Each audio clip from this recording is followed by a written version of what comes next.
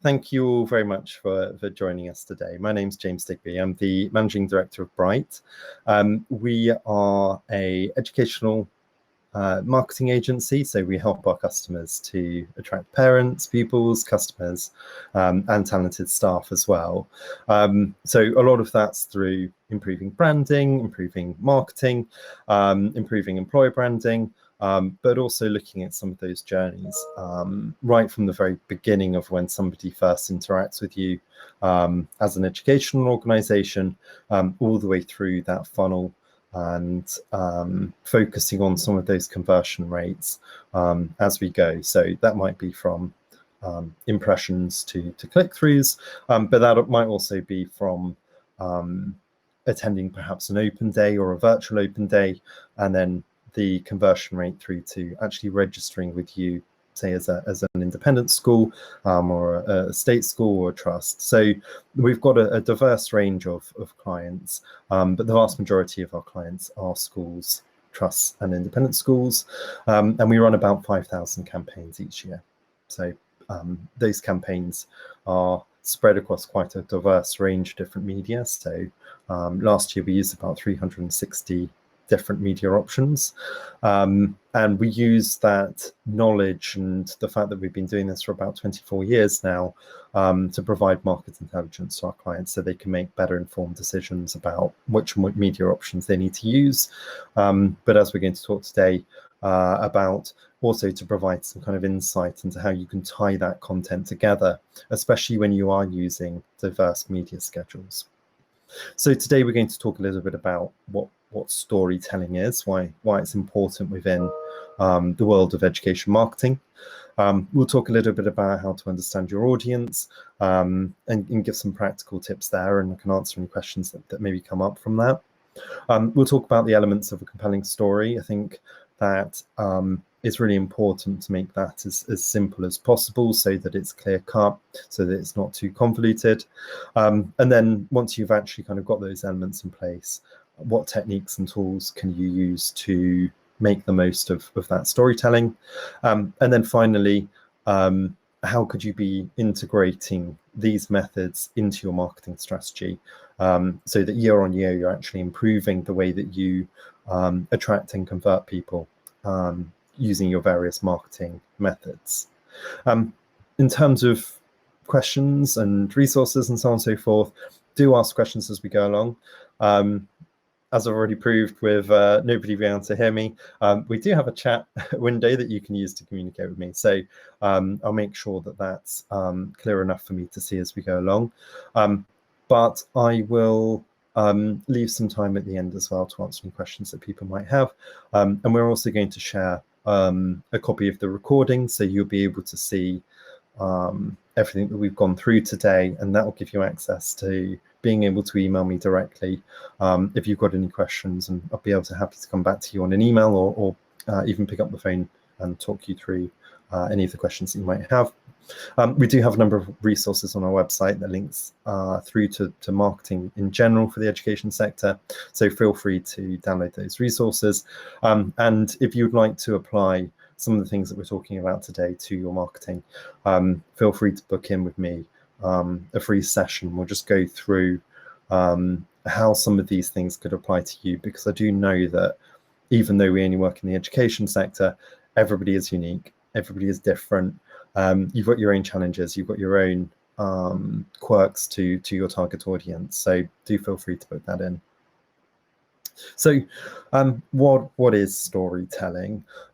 Storytelling is the use of a narrative to combine all of your different marketing elements together so that you can build an emotional connection between you as an organization and your potential customers, or even your current customers. So for most schools that's going to be parents, but if you're perhaps looking after perhaps some of those older learners, so it might be higher education, further education, or it might just be that you've got a sixth form attached to your school.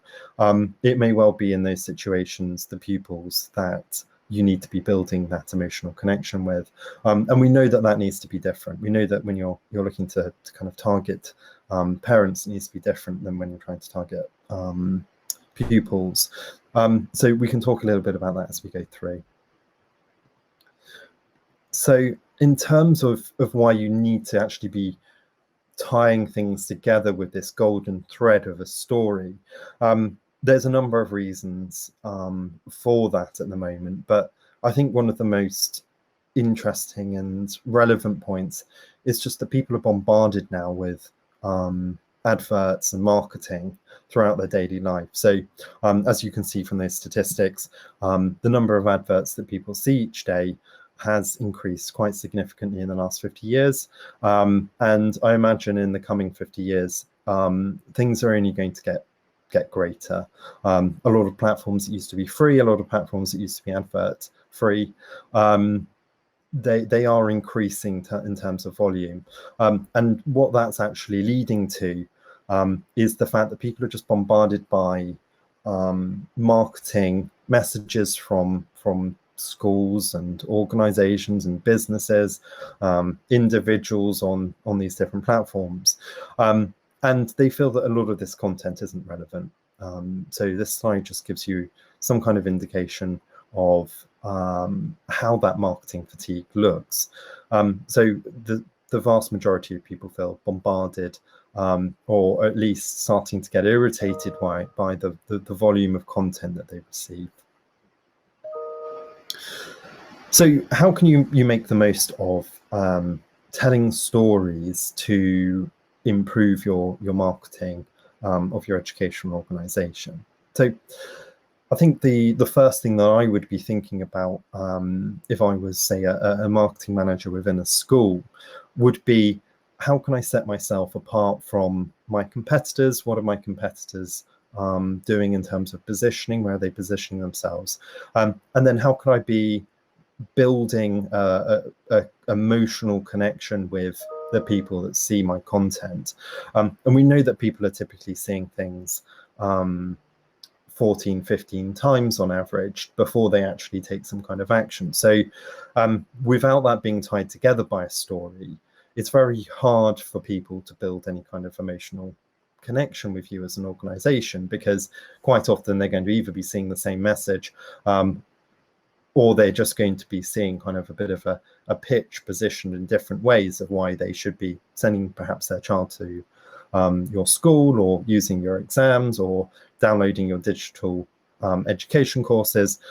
So the ability to tell a story through that marketing will be able to help you kind of set yourself apart from your competitors, but it also builds enough of a connection to hopefully reduce that 14 or 15 times down that people need to see your advert to actually get a click through, so that you're reducing your spend, and the people that you do engage with, you're more likely to convert them further into the process. And I think that's really important for me, because I'm really kind of motivated by that tangible side of things. It's great to get a large number of impressions. It's great to get a large number of website views, and even form submissions. But if you can't convert those people because they're just not bought in enough, to a certain degree, it's almost pointless. Those marketing activities, it needs to be successful at every single level.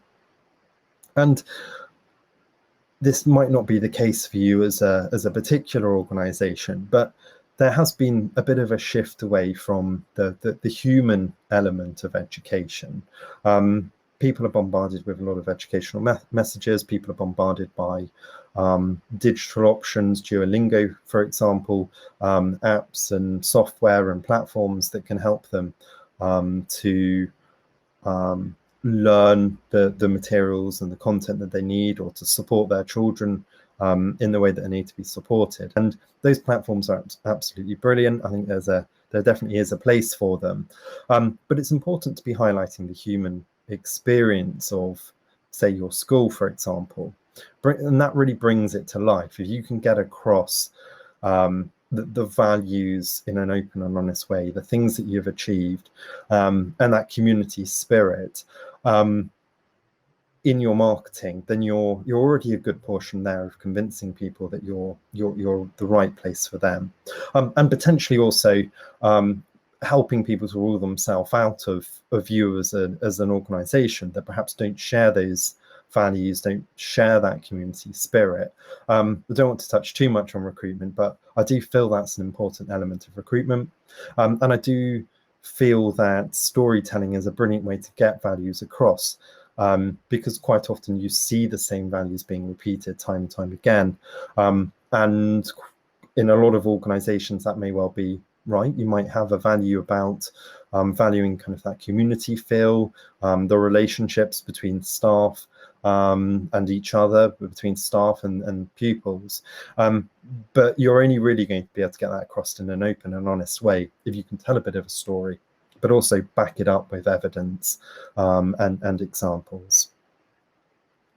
I think that when you're selling anything, you need to be creating a picture mentally in people's head of what that experience, what that service is going to feel like. And storytelling's great at doing that. Explaining how things fit together gives you a holistic approach to your marketing. So if you're a school, it might be talking about pupil well-being and how that fits in with the academic achievement side of things. It might be the link between the sports services that you provide pupils, but also the research that's shown that can help with, say, STEM subjects, for example. So storytelling can help tie that together, so that at one moment you're not kind of positioning yourself as very academic, and then the next moment you're positioning yourself as sport focused, and then the next moment you're positioning yourself as well-being focused. You can use storytelling to combine each of these different elements so that people understand how they fit together and why you focus on each of those areas.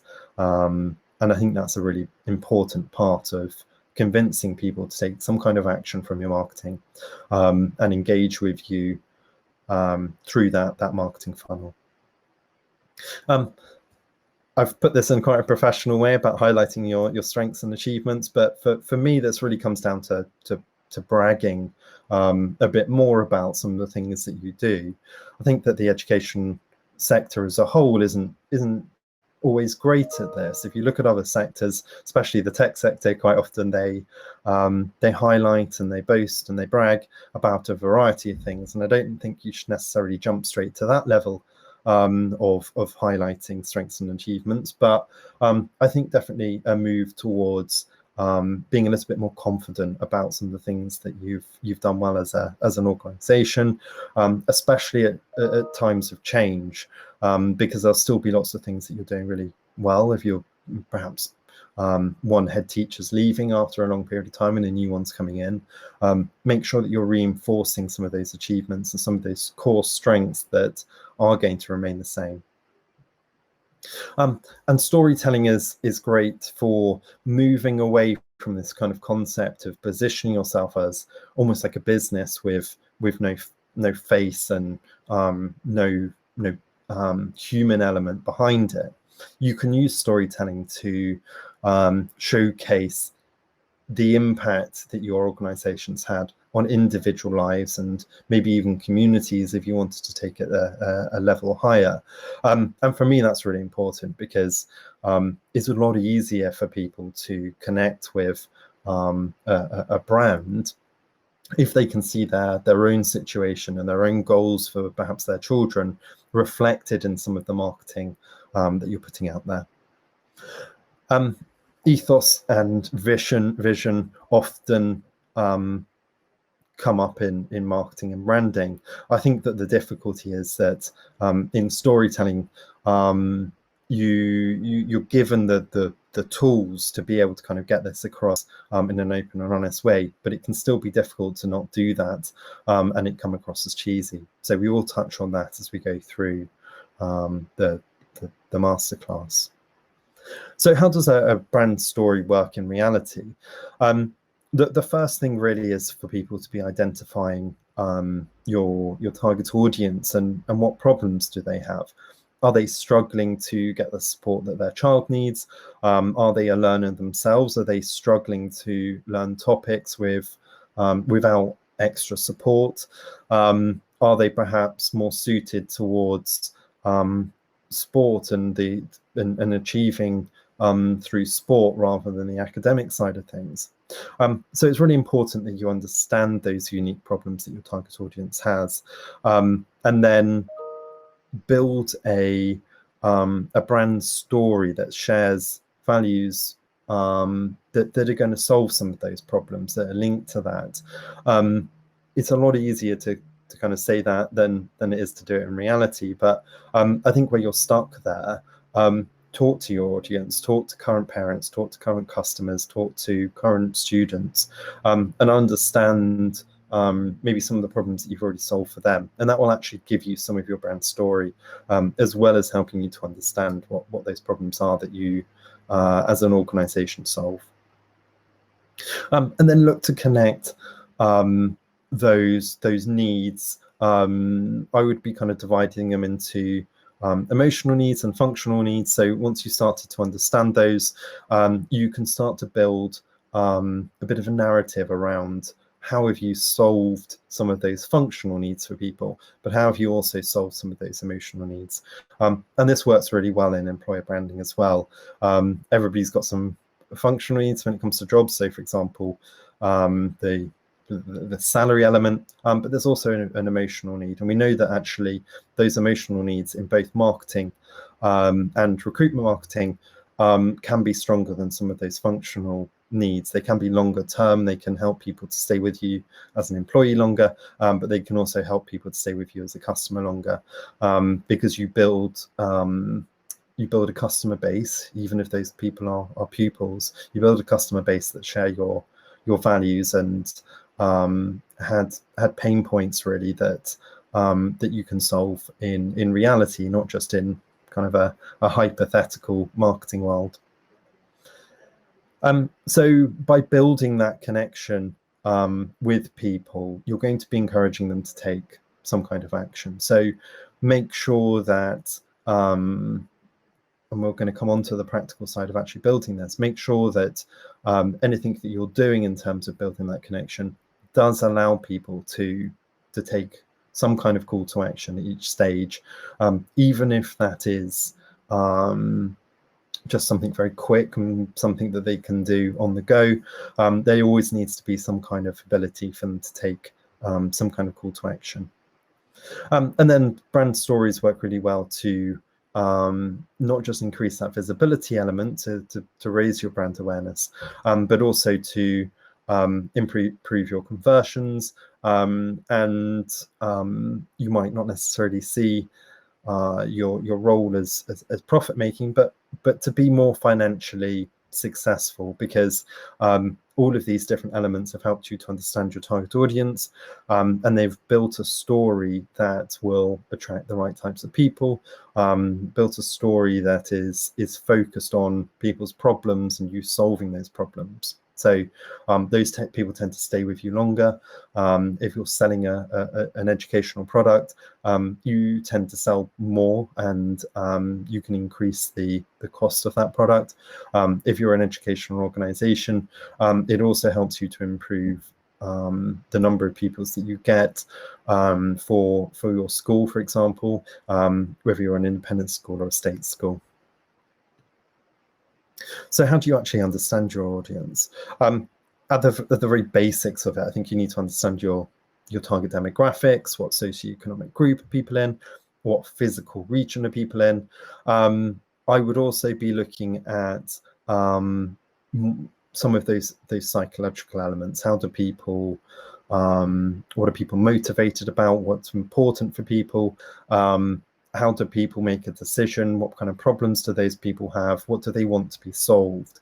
And that sounds really difficult, but actually in reality, it's possible to run perception work for your target audience. Once you've understood your target demographics, it's possible to work with somebody, and this isn't necessarily a pitch just for Bright, but it's possible to work with companies like Bright to understand some of those motivators, to understand some of those pain points, some of the values that those people hold dear, so that you could be building marketing, you could be building branding that actually talks to that emotional element that the people have within them.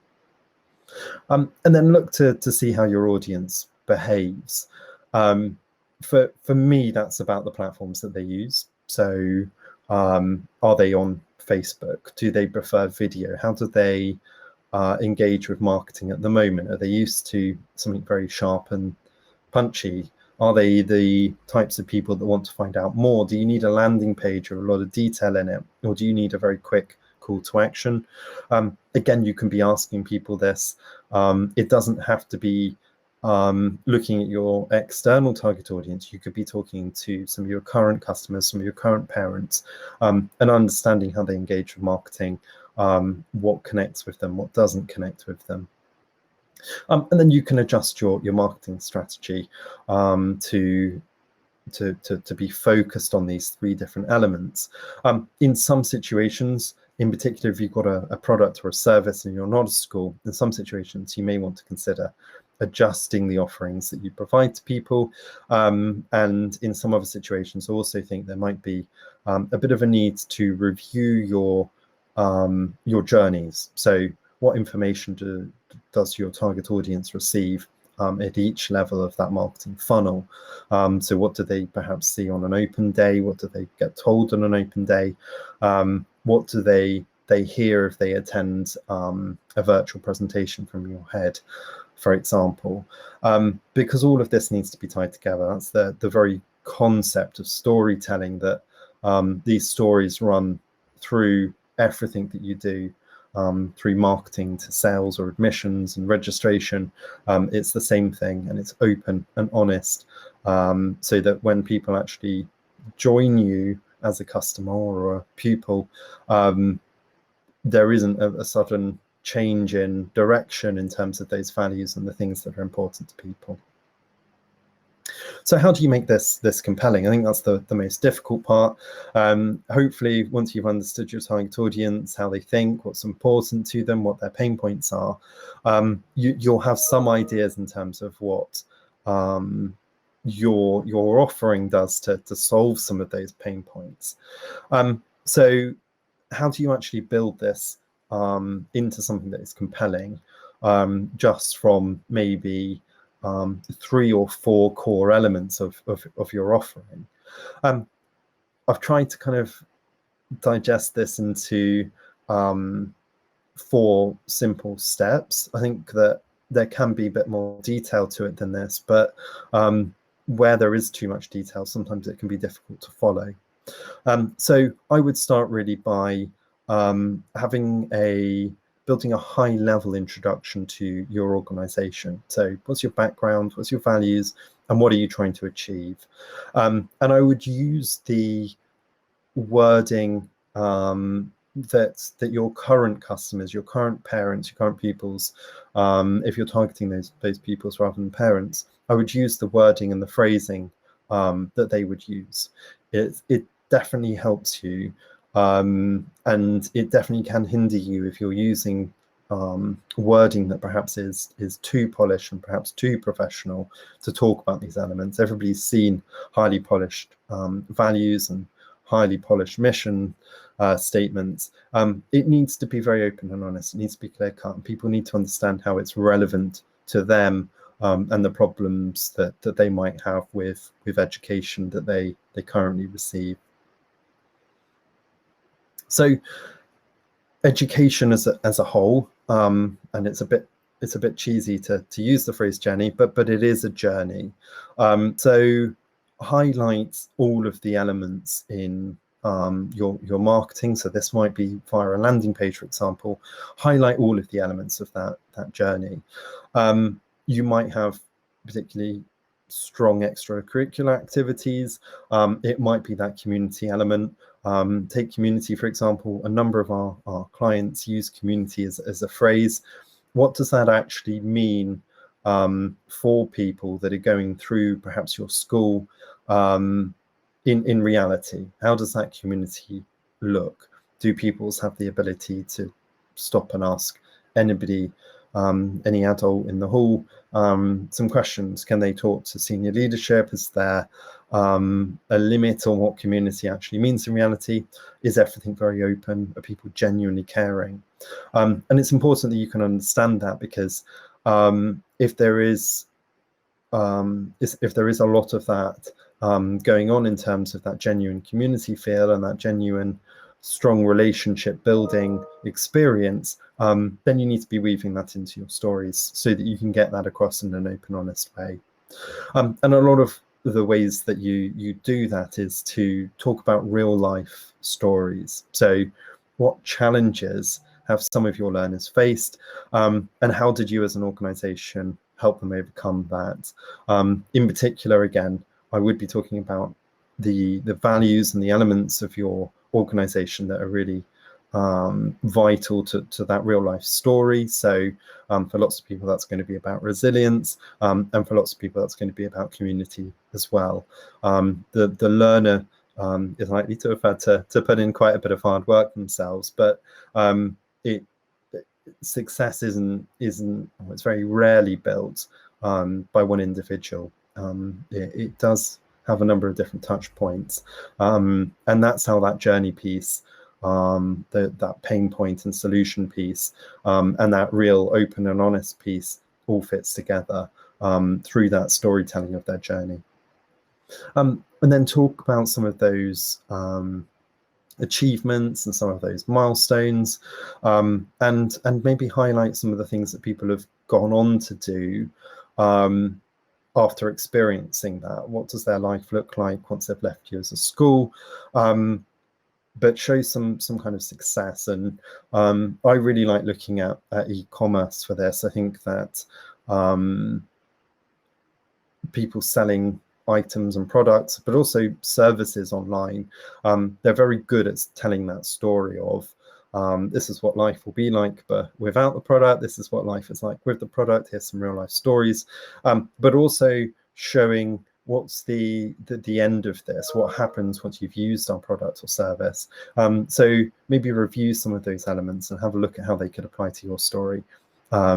Because if you can kind of prove that what you're offering works, then you're going to be building confidence in your offerings, whether that's a service or a product. So I think that emotion plays a big part in this. We talked about functional needs, but we also talked about emotional needs. It's really important that you connect with people on a personal level and not just see them as a generic target audience, but consider what they will be thinking, what their thought process is, consider what's going to be important to them, and then work out, almost as if you're a salesperson, work out how you can be influencing their decision-making process. And that can be really difficult to do, and I keep mentioning this, but I can't state highly enough that you do have a good portion of, or a good data set of people that you could just go and ask these questions, conversations that you could have with people. They might be ex-customers, they might be ex-pupils, they might be current parents. You've got a variety of people, but if you can really understand that emotional element in the decision-making process, storytelling is going to be significantly easier for you. So what do you actually do in 2024 to craft an emotional narrative? Testimonials are brilliant. People buy from other people, they buy from other customers. You see that all of the time in other sectors, and increasingly so within the education sector. I think where you're doing this, get a good database of personal testimonials, and pick the ones that invoke that emotional feeling for whatever element it is that you're positioning in your journey. So for example, if that is about the benefit of the well-being support and the sports elements and how that helps academically, have some testimonials that talk about that. Go and ask people about questions about that who've been particularly successful, so that you've got statements to use that. When you're building that journey, it might have 4 or 5 different elements. So how you help pupils settle in, all the way through to how you support them with getting a good job or a good university place at the end of their time with you. Look at those touch points in that journey, and aim to get some personal testimonials for people as you go. One thing that I would say, if you're looking to get that from members of your staff, try not to ask too cheesy questions. So don't say, why do you like working here? Talk to people about their favorite moment within the school, favorite moment within the organization. And you can typically feel that emotion come through because people are reliving that moment. Whereas if you tend to say, how do you find our values? What do you think the culture's like, and so on and so forth? People typically come back with fairly standard responses, and it's very difficult to use that in your marketing to build an emotional narrative. The visual elements of marketing have only been increasing in importance. So photos and videos that highlight the things that you're telling in your story are going to be really important. We know that videos have a significantly higher engagement rate. And we know also that where you're using subtitles in your marketing content, that also increases the engagement rate. And I believe a lot of that's going to be the fact that sometimes people won't physically be able to listen to what you're marketing. They might be at work, they might be on a lunch break, they might be on a train, whatever it might be. So do consider that visual element and how you can make it accessible to everybody, but it's significantly easier to get across that emotional element. So going back a point, if you're asking staff about their favorite moment within the school since they've been employed there, you'll visually be able to see the emotion coming through them, and that will really help with your storytelling because it will help to build that emotional connection. A lot of people talk about diversity and inclusion, in particular with recruitment, but just in general, that focus on having a diverse customer base, diverse group of staff. I think that you need to pick up the elements from that diverse community and really understand what ties everybody together. And that's how you help to attract people from a variety of different backgrounds. You really kind of need to understand what values hold everyone together. So that might be that everybody shares your organization values in an ideal world, but typically it will be things like they value strong relationships, they value a supportive community.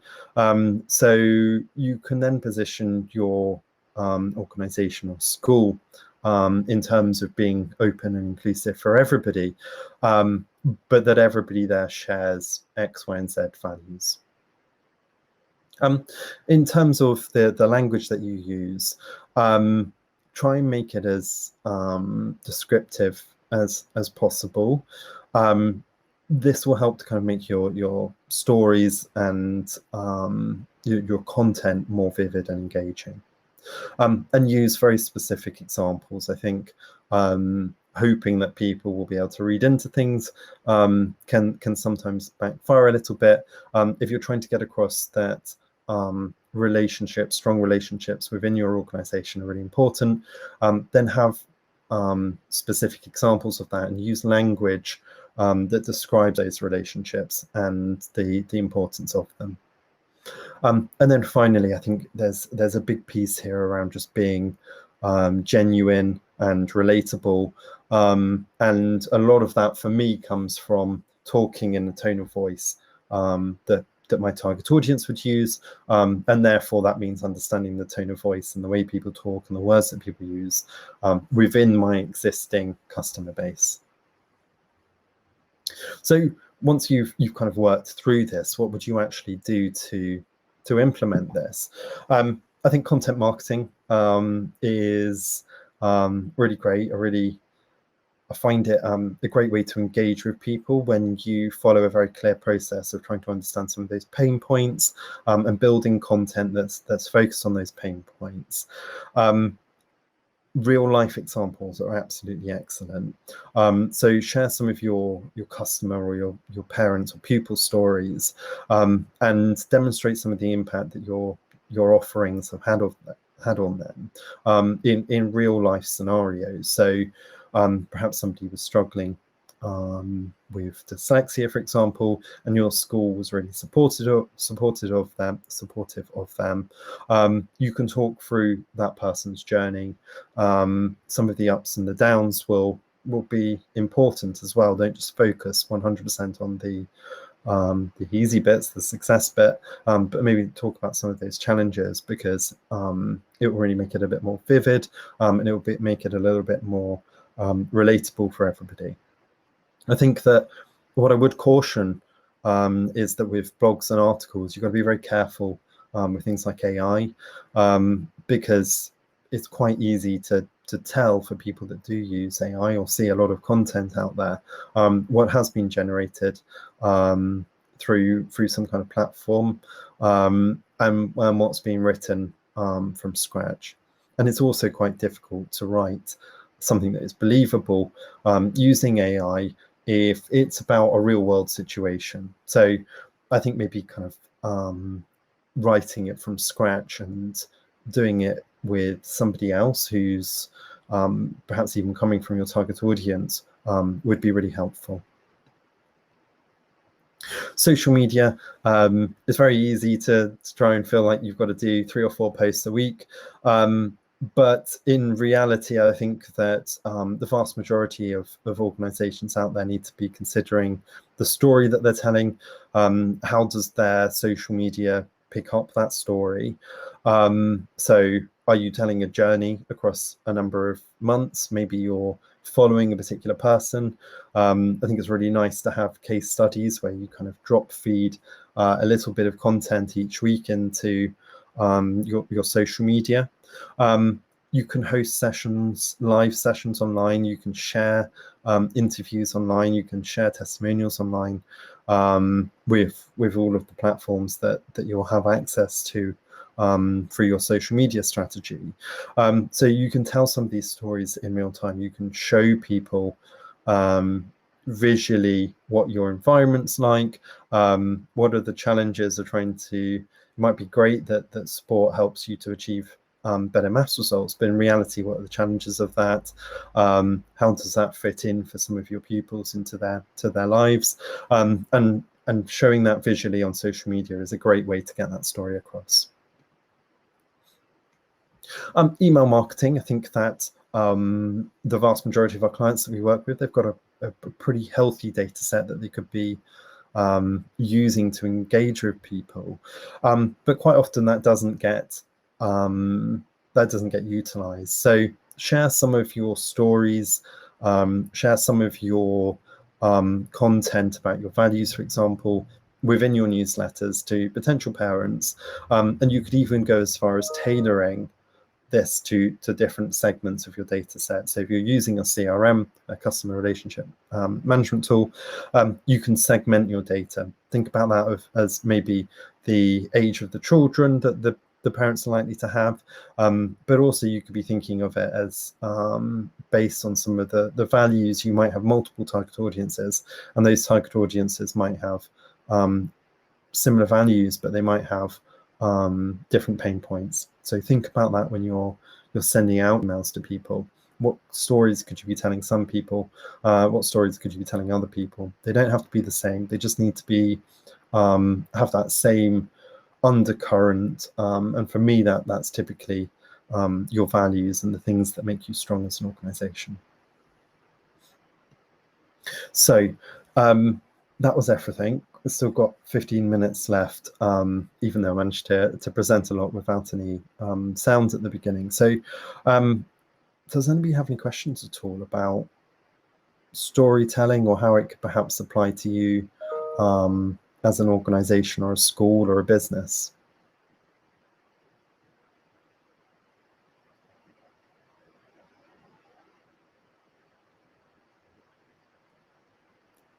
Perfect. I hope it's been useful today. It is quite a complex topic, so feel free to go away and have some questions that maybe kind of crop up, and come back to me. That might be on email, that might be on a phone call, but I'm very happy to talk through any of these different elements and how it applies to you. But thank you all